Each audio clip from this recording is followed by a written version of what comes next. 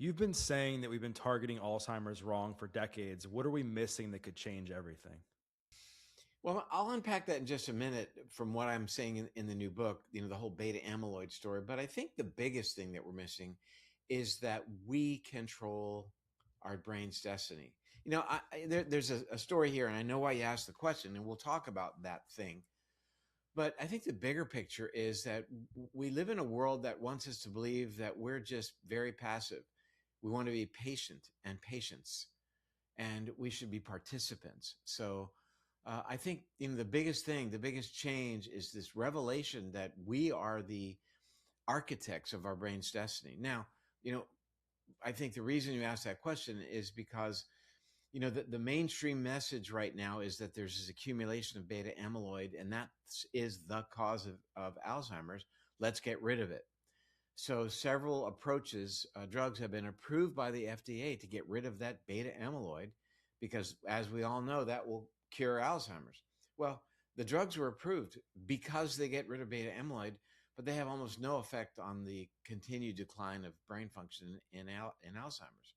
These people taking these incredibly expensive drugs intravenously have a huge risk of brain hemorrhage, and their rate of decline is almost imperceptibly altered.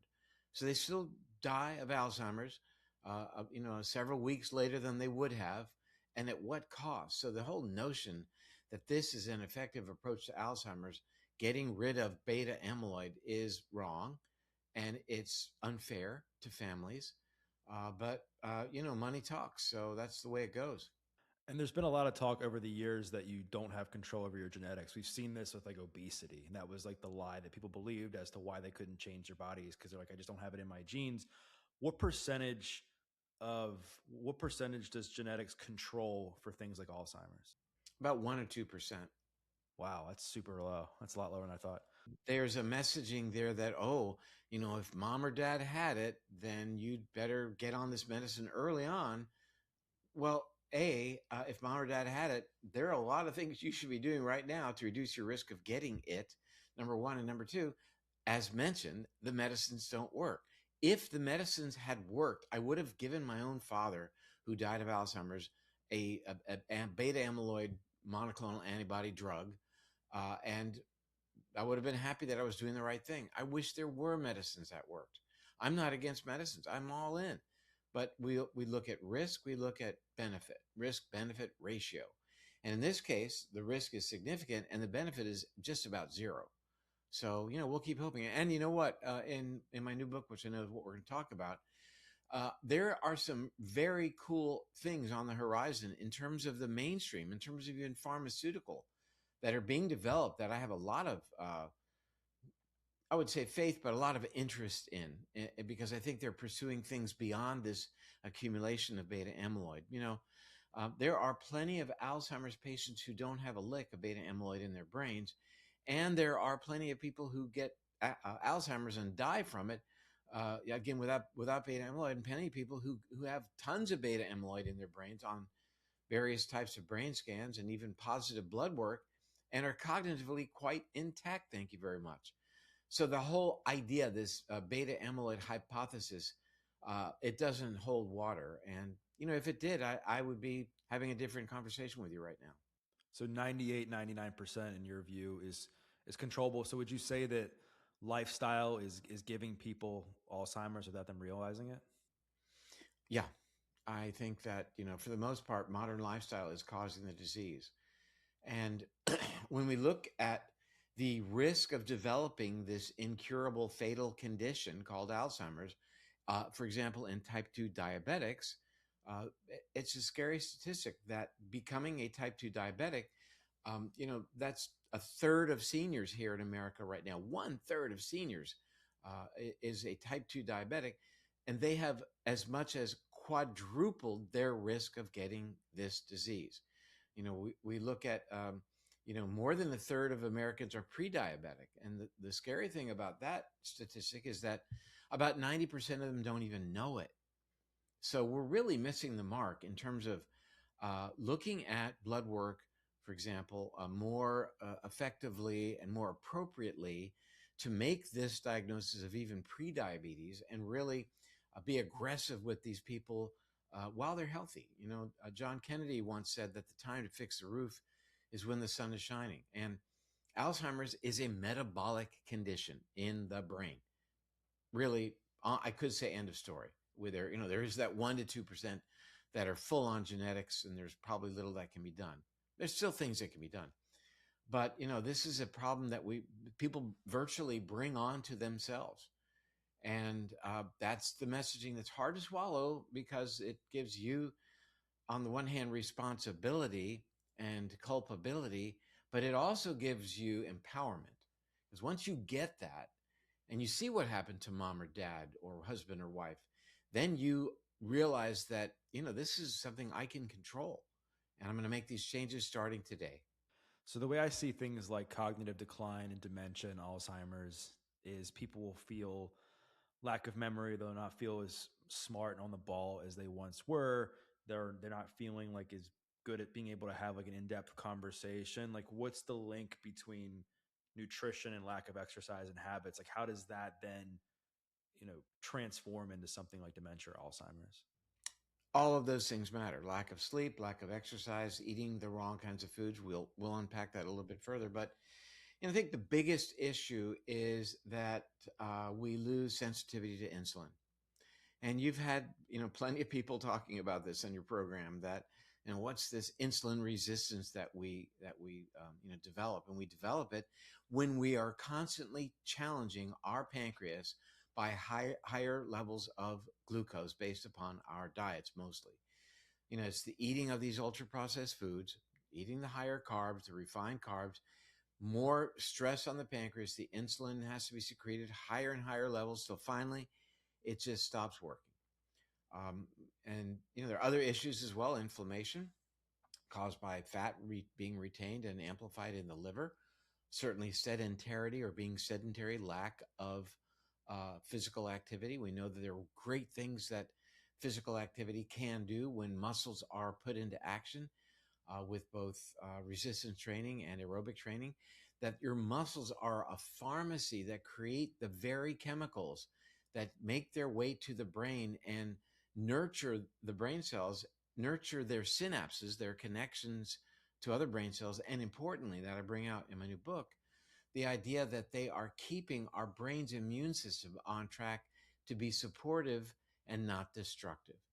Ultimately, the upstream event in Alzheimer's and Parkinson's and multiple sclerosis and Huntington's and progressive supranuclear palsy and all of the other chronic progressive neurodegenerative conditions that we so fear are caused by this one event, this change in the brain's immune system away from being supportive and nurturing to being destructive.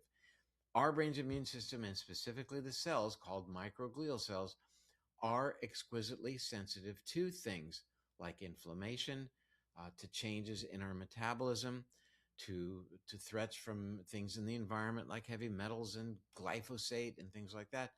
There's a list. That's what my book is about. But the heavy lifting is done by getting our metabolic mayhem back on track. And and people, I think, pretty well should know some of the tools. We do a deeper dive into a little bit more sophistication, like wearing a continuous glucose monitor, getting your weight down, looking at some unique blood markers, etc. But I think it's just a question of doing it. And because when I confront people with what I'm saying in this book, it's that once it starts happening, I'm not going to say it's too late, but it makes the recovery a heck of a lot more difficult than prevention on the front end. So how young should someone be, or how old should I say, where they start paying attention to this stuff? Well, I've been saying that these metabolic changes that presage Alzheimer's, that really where the seeds of Alzheimer's are sown, have been documented to begin in your 30s and 40s. But you set the stage for your metabolic health in your 30s and 40s when you're in your 20s, when you're in your teens, when you're a child. So when does it start?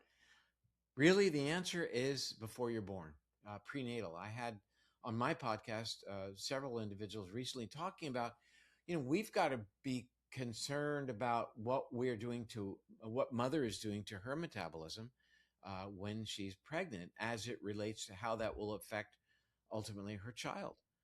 So, but the big emphasis that I'm placing these days is really targeting young adults and saying that you are setting the stage metabolically for your brain's functionality as you get older.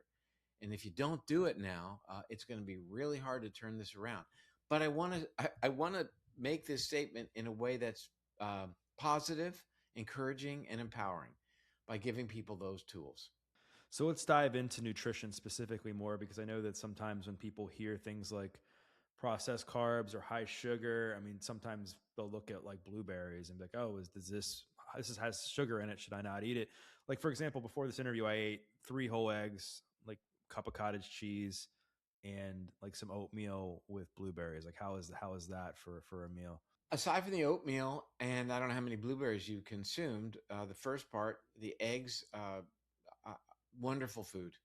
You think of the poor little egg, how it's been so maligned over decades. If you eat eggs, then your children will be born naked or some terrible things going to happen. And then don't eat the egg yolk, god forbid. It's high in choline, good for your brain, but don't eat that because it has something in it called cholesterol. Well, your brain has got a lot of cholesterol that it needs to manufacture the membranes of your brain cells. So I feel so bad for the poor little egg, but that's a good part of a good healthy diet.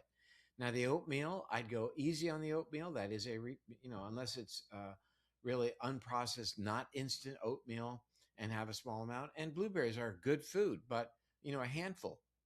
You don't want to really eat an awful lot of fruit. Fruit contains sugar, fructose, and it can have an effect on raising your blood sugar and aggressively and making you more insulin resistant. I'm not saying don't eat fruit. An apple a day, good. Keep the doctor away. An orange. But by all means, you don't want to be drinking concentrated sugar in the form of orange juice or apple juice or cranberry juice. Yikes. Just so high in sugar. There's 36 grams of sugar in a 12-ounce glass of orange juice, equal to Coca-Cola. So, people, it's orange juice. It comes from Florida and it's got vitamin C and the pulp and it's got to be a health food. No, it isn't. When you're wearing your glucose monitor, suck down a glass of orange juice and watch what happens. You don't have to believe me.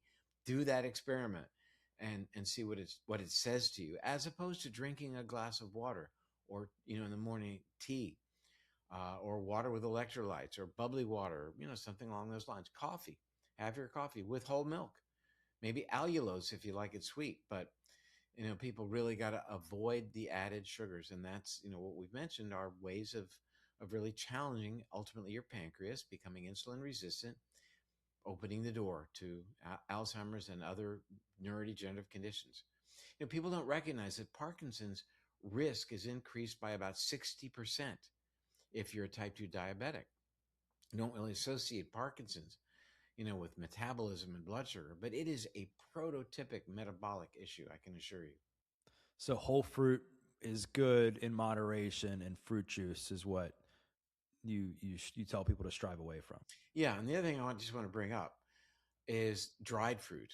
Dried fruit will really skyrocket your blood sugar, especially if you're eating a lot over time.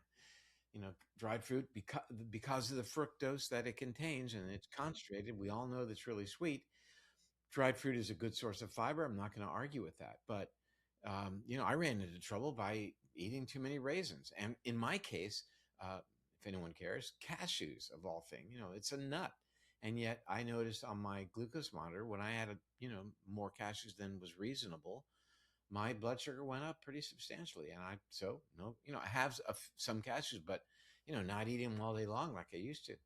So I've worn CGMs in the past, and when I would exercise, I would see my blood sugar go up. And I've read that our bodies are kind of designed to handle these healthy spikes of blood sugar. Like what is your position on like raising blood sugar in general? Like do you think that sometimes it can be good to raise it up and down?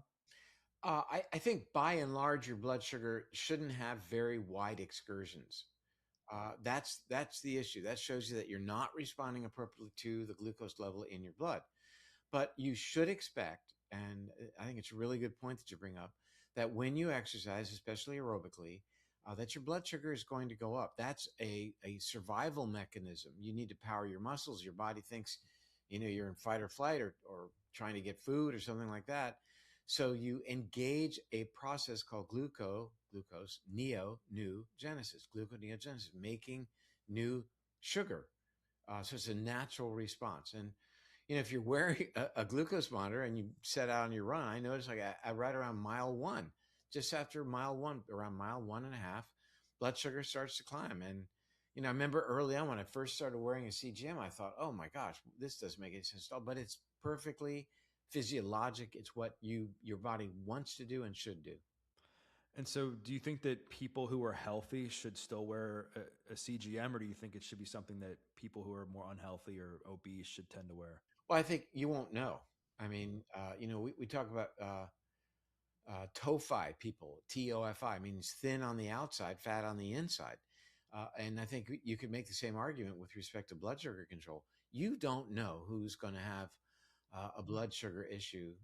And, you go once a year for fasting blood glucose, and the doctor gives you a pat on the back, says, hey, you're not diabetic, with the word yet in the background, but you come in at 102, and the doctor says, well, yeah, we'll let it go another year. No, I don't want it to go another year. I want to know what my dynamics are of my blood sugar sooner than later. Because you can be exercising and you can be thin, but you might have a risk factor for diabetes, like taking a statin drug, for example. That is a risk factor for the development of type 2 diabetes. So people should get a better metric than the once a year fasting blood glucose. If you're going to have blood tested once a year, by all means, get your A1C tested, and certainly get your fasting insulin tested as well. And why you should know your fasting insulin is because if your blood sugar looks good, you think, great, everything's working, but it could be good because your pancreas is working overtime to keep that blood sugar down. And you won't know that until you check your insulin level.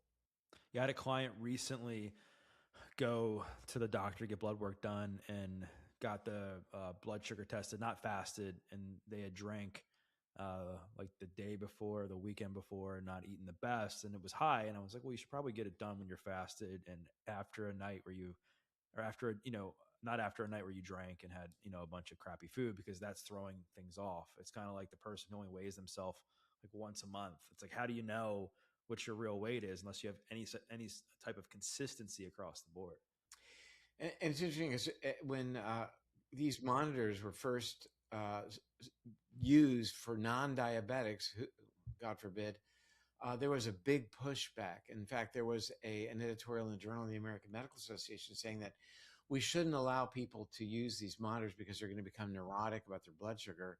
And, my response was no, and we shouldn't allow people to buy a bathroom scale either, for the same reason, because they're going to know their body weight. They should only wait till they go to the doctor once a year for their physical and then get weighed. I'm kidding, of course. We should know our body weight. We should know our fasting blood sugar. We should know a lot of things about ourselves. We should know how well we're sleeping, what is the quality and quantity of our sleep, et cetera. And, the good news is we have that ability today. We can, there are companies that offer lab work without a doctor. They have their own doctors, and you can get an incredibly large panel of blood work, and then have these companies help you tease it out and figure out what it means. Because, doctors these days don't have a lot of time to really go through all this with every patient. And, the fact is that AI does a pretty darn good job of going through these lab studies and giving you good information, as, as good as a doctor. I'm going to say it. Yes. So let's go through this like meal by meal. Like which foods at breakfast would you say specifically outside of eggs are kind of in the go zone? And then which ones would you say are putting your brain at risk for being inflamed or in a destructive state? And the same thing for lunch and dinner.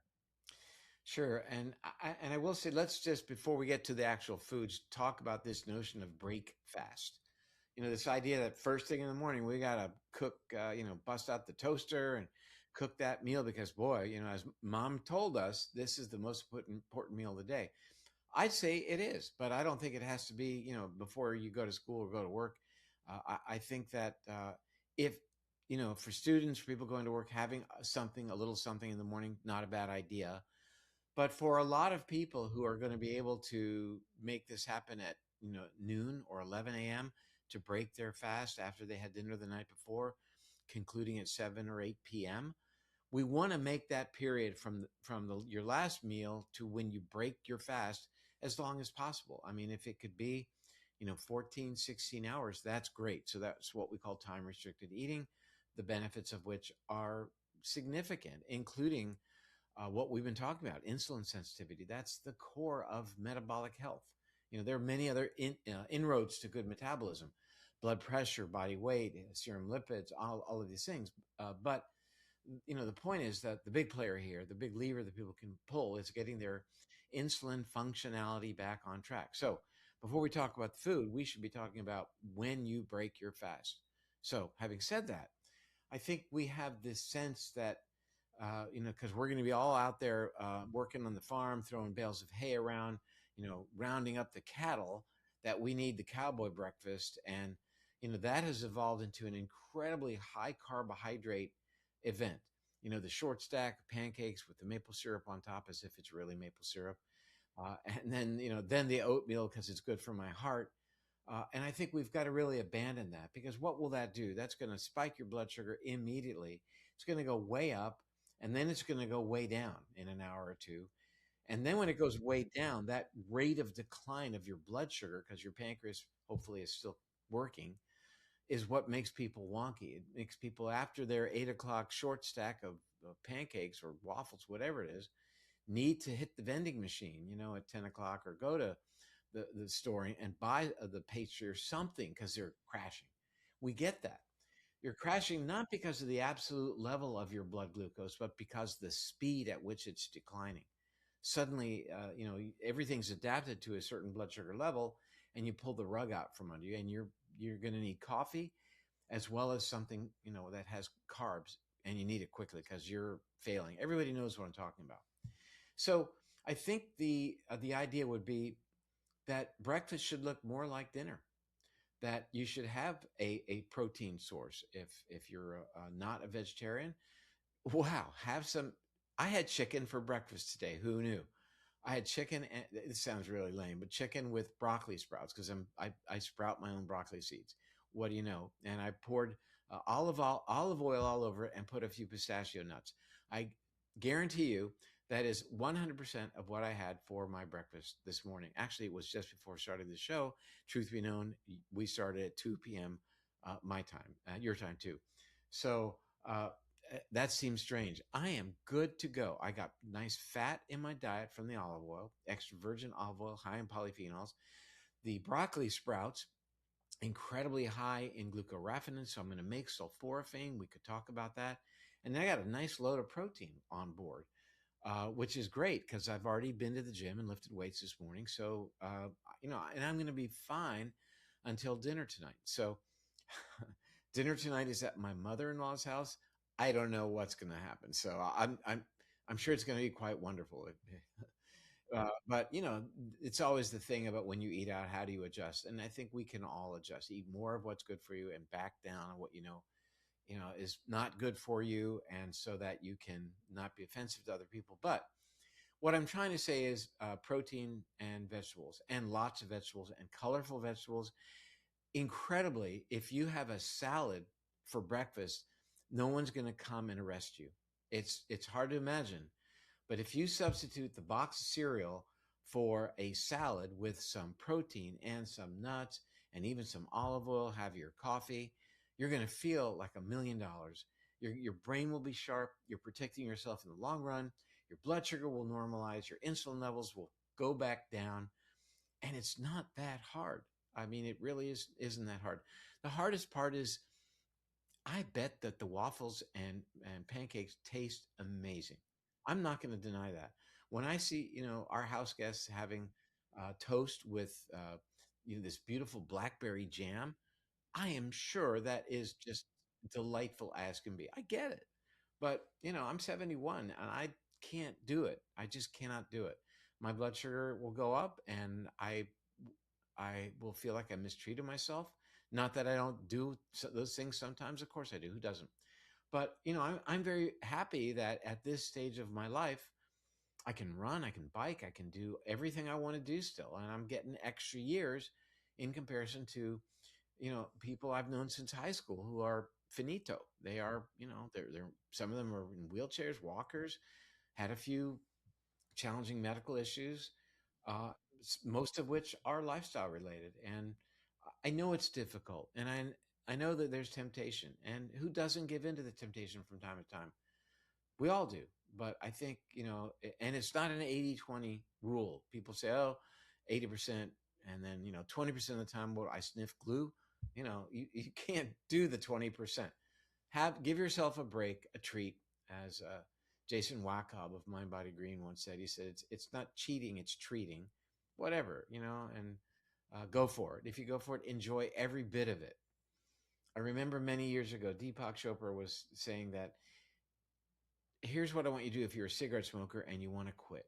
First thing, when you smoke a cigarette, don't be smoking your cigarette while you're working or on the computer type. He said, stop what you're doing, go outside and smoke that cigarette. Take the time, bond with it, see what it's all about. And then, you'll realize you'll connect with that you're getting pleasure from it, but make a more objective decision about smoking, for example. I think the same thing with your food. Stop doing other things while you're eating. Connect with your food, and don't load up the fork until you swallow the food in your mouth. Wait a minute. The other thing is eat with other people and have conversation. It's really healthy. Sad to see Deepak in the Epstein files. So I was a big fan of his work and what he taught. It was just super unfortunate and sad to see that. Getting back to what we were talking about before. So are you against like complex carbs, which like brown rice and sweet potatoes? And today's episode is brought to you by Momentous. This conversation is all about making better lifestyle choices so that you can live a better, longer life. And a big part of that equation for me is creatine. I take creatine daily to optimize my performance in the gym and just to feel better overall. So even if I get nothing else done that day, it's a small win in the health column, and those small wins add up over time. But here's the thing though, I don't trust a lot of supplement brands these days, but Momentous is one that I stand behind 1000%. They just launched Signature Spec Creatine, their most advanced creatine ever, setting a new standard for creatine quality. It's one of the only creatines that's manufactured in a pharmaceutical facility and verified through an expanded 6-stage testing process with multiple independent agencies. And they've also upgraded the actual experience of taking it too. It's an ultra-fine powder that mixes effortlessly, so that means no grit or clumping. When it comes to leveling up your health, creatine is something I think everyone should strongly consider because of the benefits for strength, power, recovery, and cognitive performance. Plus, it's one of the most well-researched supplements out there. But if you're going to take it, take the best, which is why Momentous Signature Spec Creatine is the one I reach for every single day. It goes in my daily Greek yogurt bowl or post-workout smoothie, making it easy to stay consistent with it every single day. So if you want to try Momentous Signature Spec Creatine, head to livemomentous.com and use code ADVERSITY for up to 35% off your entire first order. That's livemomentous.com. Use code ADVERSITY for up to 35% off your entire first order. Now back to the show. Nope. As I've said in my new book, I'm not against anything. So whatever diet you want to be on, the Doug diet, the Mediterranean diet, the Mind diet, paleo, carnivore, whatever it is, as long as it satisfies for me these criteria. Number one, that your blood sugar is pegged. All about it. So eat what you want. I don't care if your blood sugar is doing well. It looks like you're getting away with it. And number two, that it's colorful. And number three, it's mostly plant-based and therefore giving you a lot of dietary fiber to nurture your gut bacteria. Those are my rules. So I'm not going to say be on the green plus or the Mediterranean plus green diet, which is the latest thing that medical literature is talking about. It's the Mediterranean diet with the addition of other green things like duckweed or manku, and which has some really great properties. All in. I want a lot of color, therefore a lot of polyphenols, and nurture the microbiome, keep your blood sugar in check. And I do think that it's very important to have adequate amounts of protein. And I think we've undershot on the protein recommendation for a long time.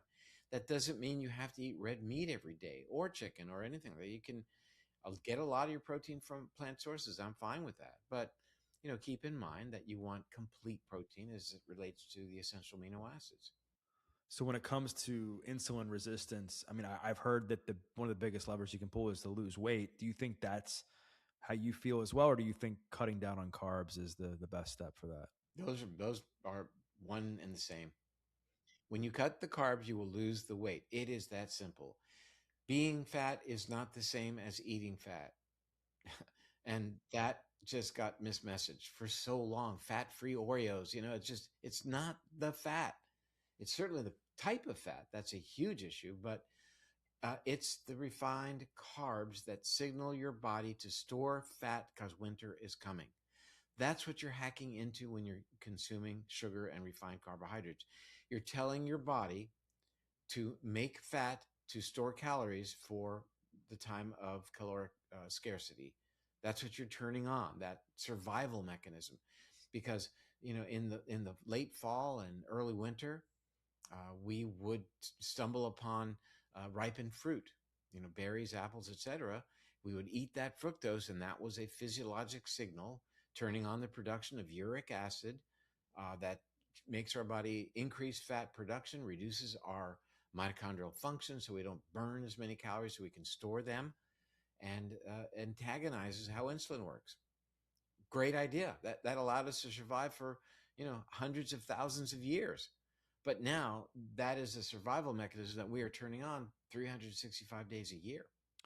Well, before we recorded, you had talked about how you had company over and you're really enjoying like spending time with people. I know when we talk about cognitive decline and conversations around disease, nutrition and that's normally like the top of the conversation. But I know like community and relationships is so important for our cognitive health too. Like how important is it for you to spend time with people and to have fun in life as well? The fun part, I'm all in for that. Um, we're really doing a lot of fun things, and why not, right? Um, some of the things that I've enjoyed, I've had to stop, which, you take a deep breath. I don't fly airplanes anymore. I actually stopped pickleball because I was too aggressive and I kept getting injured. And I really, really missed it. I wrote a blog about why I'm getting rid of my pickleball paddle. But the part about the friends is, I would say I was less extroverted maybe in the day, and have really come to the place of really valuing uh, when people show up at my front door who we've invited to stay with us for a day or two or whatever it is, or invite us out to dinner and we go out. Gosh, it doesn't get any better than that. And again, I just see these images more so in European context of people having meals together and talking, and it goes on for 3 hours. That's something that's just unheard of in America. You go to a restaurant, and now it's a thing when you want to order your dinner and um, or the appetizer, they don't. No, we want everything ordered right now so we can deliver it to you very quickly. Why? We want to turn over your table.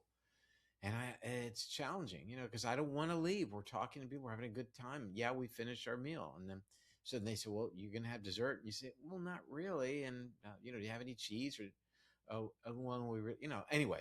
So the point is that that's extremely valuable, and it turns out that for many years we've known the blue zone data about both longevity and resistance to dementia in people who engage socially more than others. And we, we've never really fully understood, well, biochemically, physiologically, what is the mechanism. And I kind of need that, because if I'm going to lecture about why it is, I want to tell you why. So it turns out that, as you would expect, when we are engaged in socializing with others in that behavior, we actually increase the brain's production of something called oxytocin, the love hormone. And it turns out that our microglial cells, the immune cells of the brain, have oxytocin receptors on them.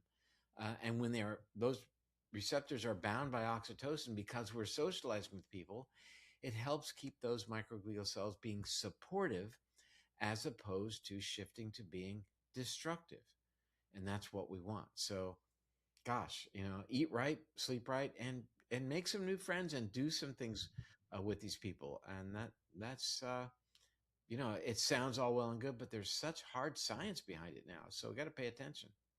What are some other things that are non-nutrition or exercise related that can really wreak havoc on the brain as we get older?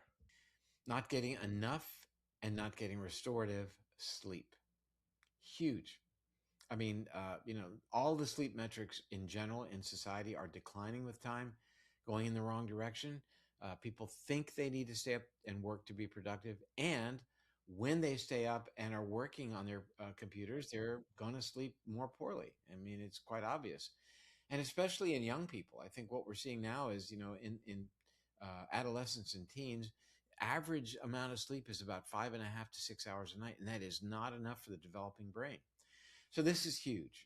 When people, including children, are not sleeping enough, it antagonizes how insulin can do its work. And i.e., setting the stage for everything you and I have talked about thus far, for insulin resistance, metabolic dysfunction, prediabetes, and full-on diabetes. It's about the worst thing in the world for your brain. It really is. I mean, yeah, there are worse things, I guess, getting, falling off your motorcycle without a helmet, right? But, in terms of the sheer numbers, this is, we've got 7 million Americans diagnosed with this incurable disease right now, Alzheimer's.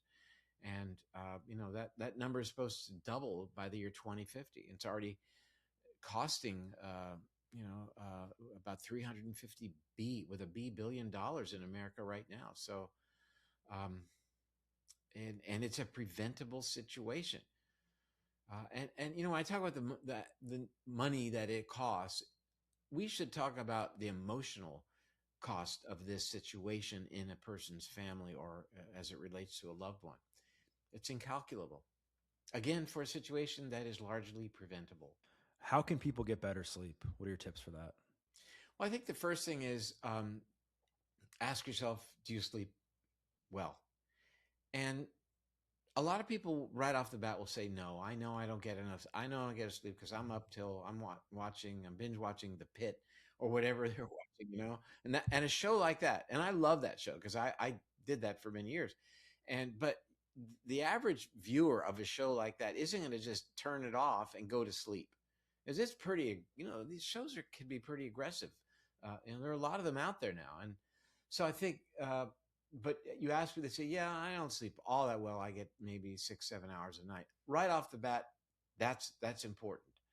But I think a deeper dive is, okay, tell you what, let's figure out not only how long you're actually sleeping, but how well you're sleeping. What do you mean, how well am I sleeping? I go to sleep, I get up to pee, and then I go back to sleep.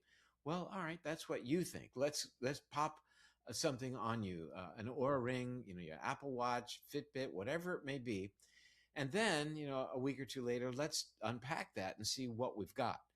So yeah, you did only sleep for 6.5 hours and your sleep latency was, 20 minutes. And as a matter of fact, your deep sleep was only 35 minutes. Well, I don't understand. What is deep sleep? Well, it turns out deep sleep is the stage of sleep when your brain is cleaning itself out.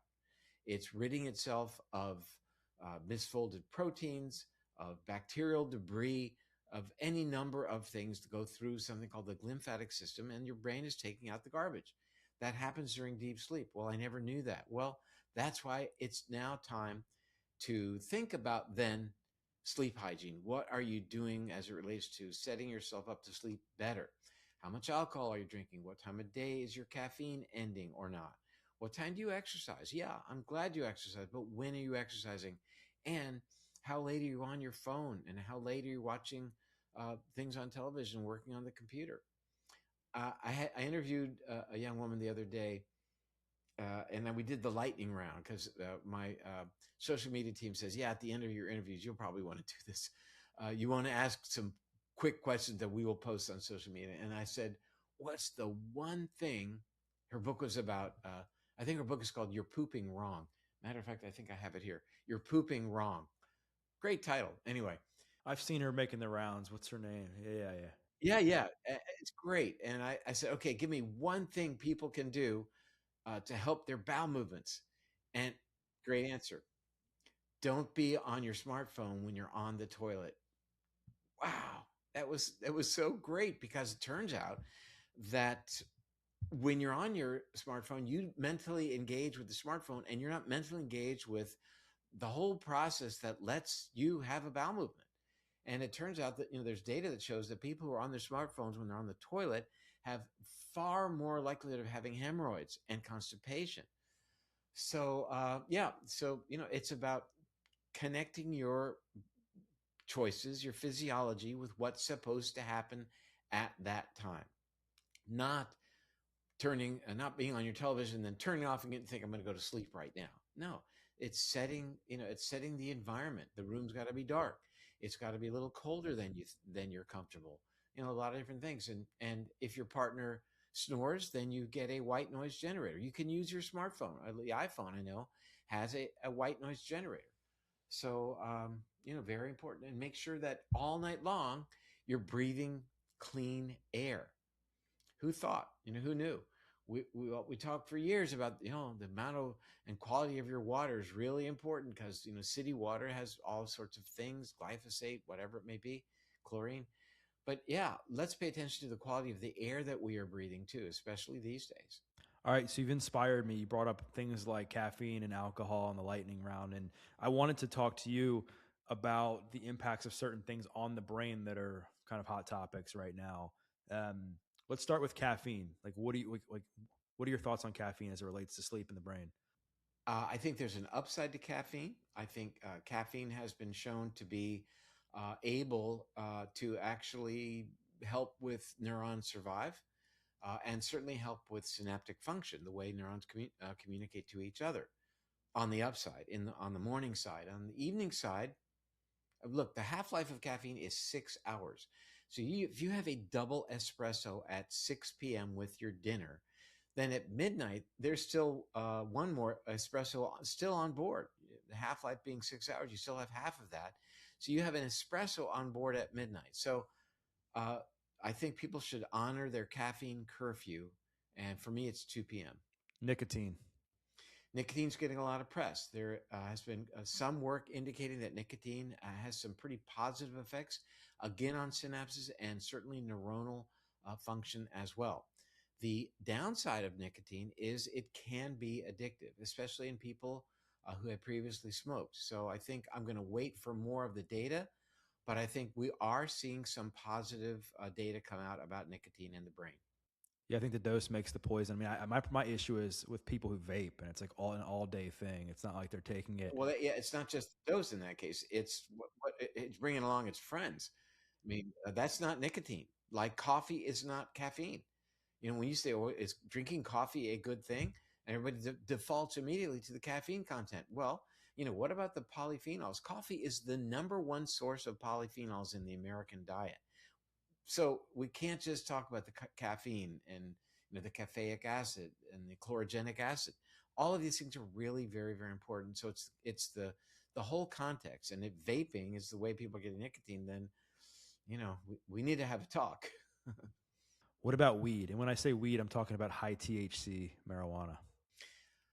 I think again, the delivery of weed, if you're smoking the leaves, is worrisome. There are a lot of threatening compounds in the leaves. Now, what about THC and in and of itself? And I think that most would say there's probably very little upside to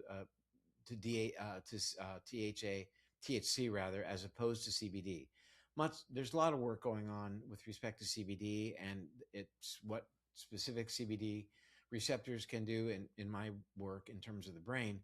But the THC content, I think, and to be sure, all the preparations, whether you're smoking, vaping, or eating, are so much higher in THC than they used to be. So I think the balance is that would not be a good thing. Alcohol. Alcohol undergone kind of a revolution, I think, in our understanding. So I think the indication was, women 1 glass of wine per day, men 2. for many, many years. And because there was sort of a U-shaped curve in risk of dementia as related to alcohol consumption, with no alcohol consumption being related to a certain risk and a lower risk at a very low level of alcohol consumption. Then the curve went back up the more you drank. I think these days the data has shifted to the place of alcohol, just no matter how you consume it, is a neurotoxin, and less is better. The argument is always made that, there's polyphenols in red wine that are good for your heart, good for your brain, etc. I understand that. But I think the argument that alcohol being a neurotoxin is something to be avoided, we can get our polyphenols elsewhere. And I think there's also a social component that's been argued, right? Totally, which is why from time to time I will drink a glass of wine. And I get that social component, and I enjoy that social component, believe me. But it's, the idea of having a glass of wine each evening, don't do it. What about pets?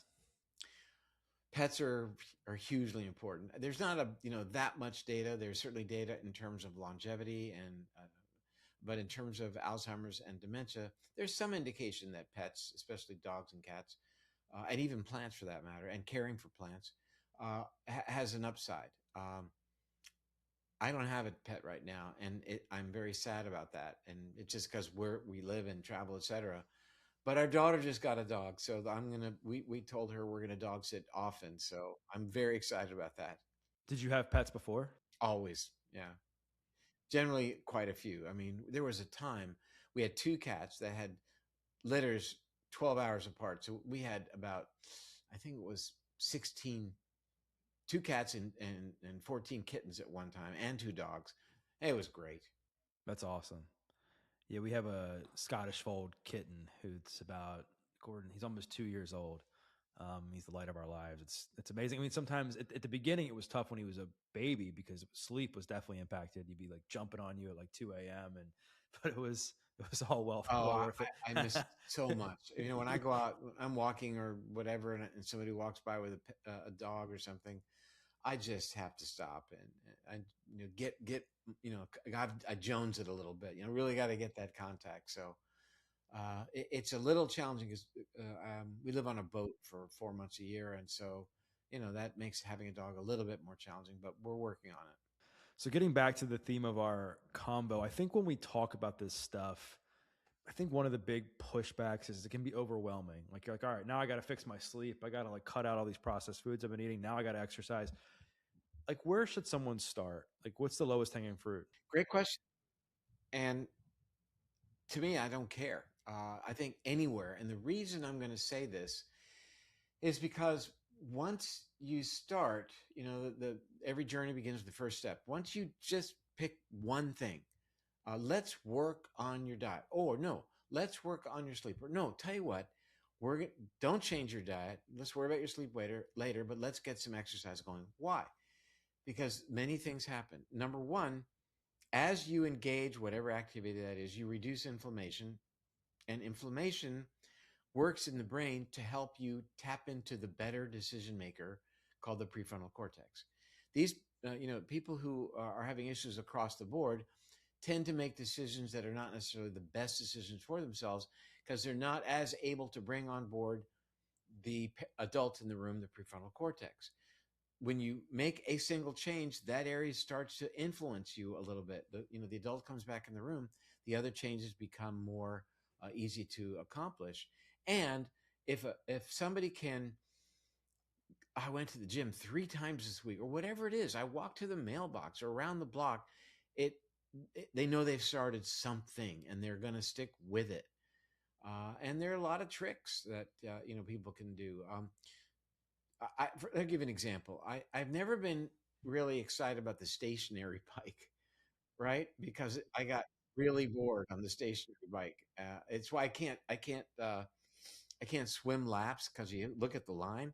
I just can't do that. Anyway, so this company called Averon sent me a stationary bike with games to play that you play by pedaling, and it's against other people, which lights me up. I mean, maybe I'm a little competitive, I'll admit it, but you want to catch that person. So I think if you can find a way of doing these things in a way that works for you and can allow you to continue, then so much the better.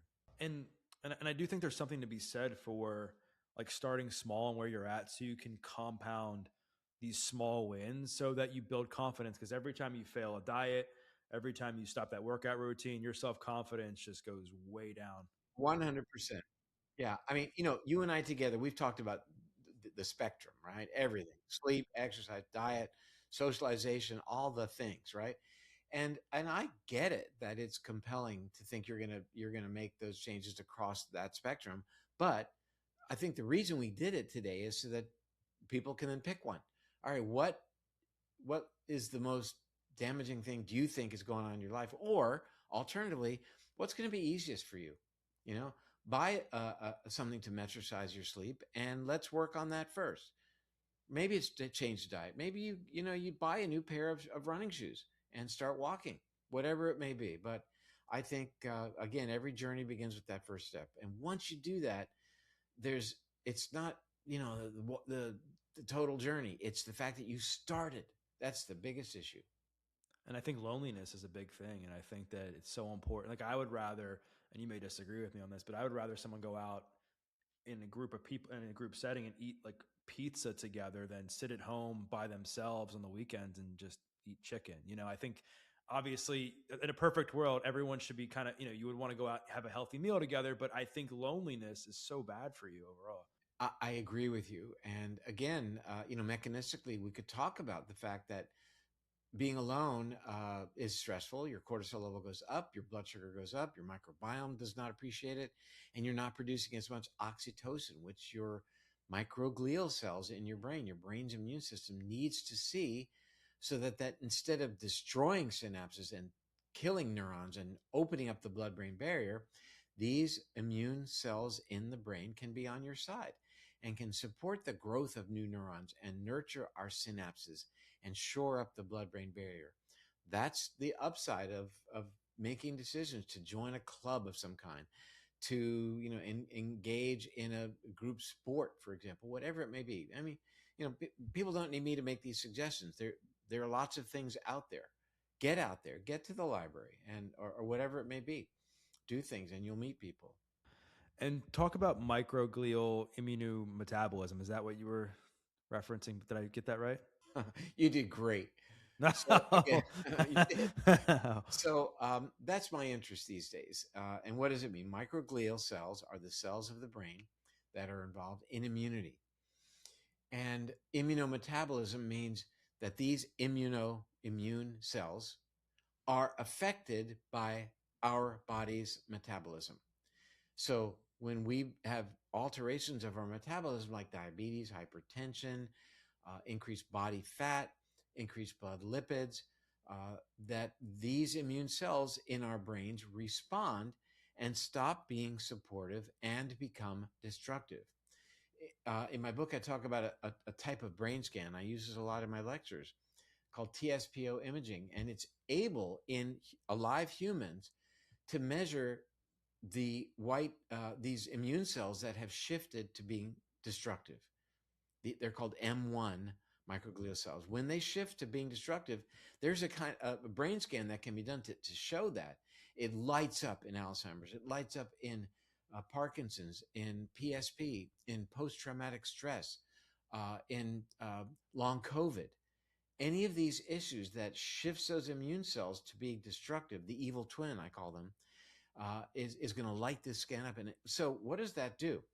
Instead of then thinking that we need a very specific treatment for Alzheimer's, Parkinson's, multi-system atrophy, PSP, long COVID, whatever it may be, that this is all upstream of what makes the good brain go bad in these entities. Therefore, we can design a program, which is what I talk about in this book, that will help all of these people by reprogramming their microglial cells away from being the evil twin back to being supportive. And it's mostly all the things we talked about today.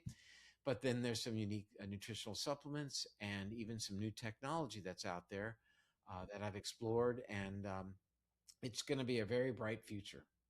So let's go deep on what we've already talked about. So in order to flip this on its head, is there anything that we haven't talked about when it comes to nutrition, diet, exercise, sleep that is important? Well, as it relates to those things, I mean, those are the things people know about. And my purpose is to, people say, well, I should be on a lower carb diet because I'm gaining weight. Yeah, I don't look like I want to look. And maybe, I notice my skin is whatever it may be.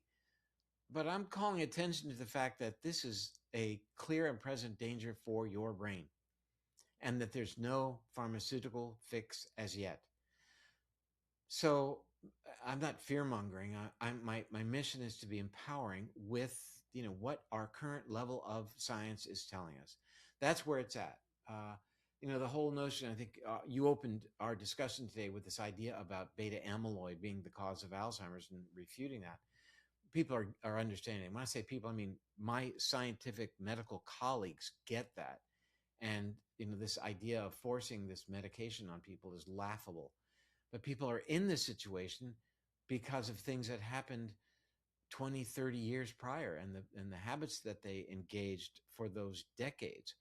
And so I'm talking to you now in your 20s, 30s, and 40s saying, hey, you're cognitively intact. Let's keep it that way. Because as we have the conversation today, I don't know where we'll be in 10 years. I don't know if GLP-1 agonist drugs are going to be approved for getting your brain back on track. That might happen. I talk about it in the book. But for now, these are your tools. And in so doing, I'm hitting the ball across the net back to your side of the court. And it's time for you to determine how you're going to return that serve. And you've got all the tools you need. And a lot of them you've known about. We do introduce some ideas that are novel, some supplements that are novel, dihydroamyracidic acid, rosmarinic acid, dihydroamyracetin, DHM, and some dietary tweaks. But at the end of the day, you should know your blood sugar, know how well you're sleeping. And there's some other unique blood studies for people to look at that really directly relate to the brain that we cover, and tests that people can do. But I just think that it's really so important for people to hear the other side of the story. Right now the story is do whatever you want, we'll fix it. I wish that were true, and it isn't true. Well, Dr. Perlmutter, I think one of the other fears that people have is it too late? Because I think sometimes, like, once you get dementia or even Alzheimer's, I think you're kind of, it's too late, I would think. Before I'll let you answer that part. Like, is it reversible? Like, can you, if you're in your 20s or 30s, is it You asked me possible? the same question. Yeah. You asked the same question. Is it too late? And it's never too late. Even end stage Alzheimer's can reduce their rate of decline if these things are paid attention. When you go to nursing homes, and I've been doing this for an awful long time, and to see a patient, an Alzheimer's patient, end stage, you see what they're feeding them. These cans of ready to eat meals that are nothing but sugar and some plant-based protein. They're and high sugar at that to get the people to consume them. I mean, you're adding fuel to the fire here, quite literally, in terms of inflammation being the fire, inflame. So to answer the first part of your question, so it's not too late. And number two, should people be paying attention in their 20s and 30s? And is it too late for them? Not at all. I mean, people can bring their blood sugars back in line, in a matter of weeks and make themselves insulin sensitive immediately. And the body wants to do this. Your body wants to be healthy and wants not to accumulate fat in the liver and have high levels of inflammation. We live in a society where these lifestyle choices are affecting immune system. So again, immunometabolism, that's the relationship you asked me about. Our metabolism affecting our immune system. Watch television in the evening and all you see are ads for these monoclonal antibodies for your psoriatic arthritis or whatever the autoimmune condition is. Anything of these drugs that ends in MAB, when they tell you the name of the drug, MAB is monoclonal antibody. And these are drugs that are designed to help reduce specific types of inflammation. But by and large, these levels of inflammation you're not going to stamp them out unless you get to the source. And the source is our lifestyle. So, the fact that these autoimmune conditions are increasing so dramatically, it's not a genetic thing. If it were genetics, we would have seen this decades ago, hundreds of years ago. It would have been the nature of humans because our genome hasn't changed to any significant degree in 70,000 years. Why all of a sudden our autoimmunes, our Hashimoto's thyroid disease, autoimmune thyroid disease is skyrocketing mostly in women, as are all autoimmune diseases by and large, mostly in women. But why is it happening? And, it's not that we changed genetically. It's that our lifestyle issues are confronting our genomes, are interfacing with our genomes, and it's not a pretty picture. So how long can it take for someone's brain to turn itself around after they start making some of these new choices? Very, very quickly. I mean, it can be a matter of weeks. I mean, once that blood sugar comes under control, for example, and inflammatory markers improve, I can't tell you the number of times people have said, you may not believe this, but 2 weeks in, I started noticing that I was improving cognitively. And the fact is that people who are still of the state of mind that they can make these changes, i.e., they're controlling their lifestyle, for them to say I'm starting to have brain fog, it's a colloquial term, but that's a very serious condition, because that's called, we talk about mild cognitive impairment as a prelude to full-blown Alzheimer's. But before mild cognitive impairment is a diagnosis we make based on testing in the office. Before MCI comes SCI, subjective cognitive impairment, where I say to you, you haven't tested me yet. I say to you, I don't remember my grandchildren's name or the Wi-Fi code, whatever it may be. And that's the subjective complaint that drives people into the office in the first place. Then you test out, you may not have MCI. So you're already noticing it. So the notion of, oh, it's just a senior moment, I take it very seriously. And what do you think is the biggest thing that people can change that will actually reverse their brain the fastest? The number one thing that people need to change is their conception of who rules. Does a pharmaceutical company rule you by saying, wait for something to happen and we'll fix it? Or do you take control and become the architect of your brain's destiny? That's number one. That's before we talk about diet and exercise and sleep and stress and social connection. I think people can get overwhelmed, like we've said, and I think that people want to get like a jump start. What would you say is like an ideal day that can be simplified for someone to improve their brain? I'd say, first of all, become very, very familiar with daily exercise. That it's not finding the time to exercise; it's making the time for exercise. Now, it's been said you can't exercise away a crappy diet, but let's just say the diet stays the same. You got to start doing something, and it's not a question of, well, in the course of my job, I walk 8,000 steps, and therefore that counts. No, I'm saying a time when your mind is engaged with the exercise activity. Why is that important? Because now you have done something. It's not just it happened to be part of my workday. You've done a thing. You've taken an action, and that's very self-fulfilling. And I understand that I'm not going to tell somebody, look, I want you to go ahead and walk 5 miles or jog 3 miles. You've got to tailor that recommendation based on the patient's ability. What is their physical ability right now? It might be walking out the front door to the mailbox and back today. Do it twice tomorrow. Go to the end of the block, at next week. Set achievable goals, but really, let people be partners in that, and recognize that you're going to miss a day. And that doesn't mean the whole thing goes to hell in a handbasket. People set their New Year's resolutions, and as we all know, most people don't. Come middle to late January, those go out the window. Expect that you're not going to be able to do certain things on certain days. That's okay. You're going to mess up on your diet. You're going to stay up late because your friends were here, and you're traveling. You're not going to be able to exercise sometimes, or you just said to yourself, you know what? I'm going to give myself a break today. That's perfectly fine. So by all means, it's not perfection, and it's not doing the whole program from day one. It's really small bites. Anything else we haven't covered that you think is important? I think we've covered the major bullet points. Number one, that we are our brain's architects. Number two, don't buy into the notion of live your life however you choose and modern medicine will fix it. That's not reality. And number three, I think what we just covered is small bites. Be kind and don't be too critical and hard on yourself in terms of your success rate, but commit to doing it. And it's important that we set the stage today for what our brain's going to be like in a decade, in 20 years. And those days are coming. So I think the word doctor means teacher. It means giving people tools, giving them the knowledge for them to engage. And that's what I see as a mission in life. Dr. Perlmutter, always a pleasure speaking with you. Thanks so much for coming back on the podcast. If people want to learn more about the book and your work, where can they do so? Braindefenders.com is the website, braindefenders.com. That tells you all about the book, and wow, it's in 15 languages. Wow. It is available. It's not.